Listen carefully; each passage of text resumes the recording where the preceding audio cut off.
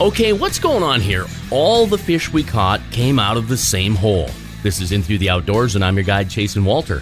I have a total of 5 holes in my Ice Castle wheelhouse. It's just a little 6.5 by 14. It's perfect for me. I love it. It works great for 2 people, whether it's my boy or my fishing buddy, Chad.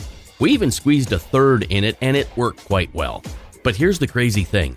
I fished Friday all by myself, and out of those holes, I caught walleye from one hole only. It was the middle hole to my left facing south. There were 2 holes to my right and the 3 east holes on my left. The middle hole was hot. Every fish came out of that hole.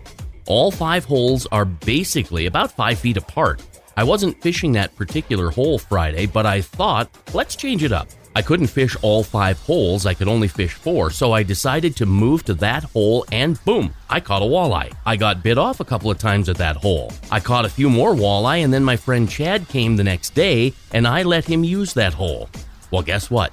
He caught fish from that hole as well. That hole and only that hole. It was laughable. I wasn't catching anything anymore. Then Sunday, we invited Mark to join us. He sat down on a bucket in front of a hole and didn't catch a fish all day, but Chad did in the middle hole on the left side of the shack. By the way, we were using the same jig and minnow. We'll never get an answer to this puzzling question.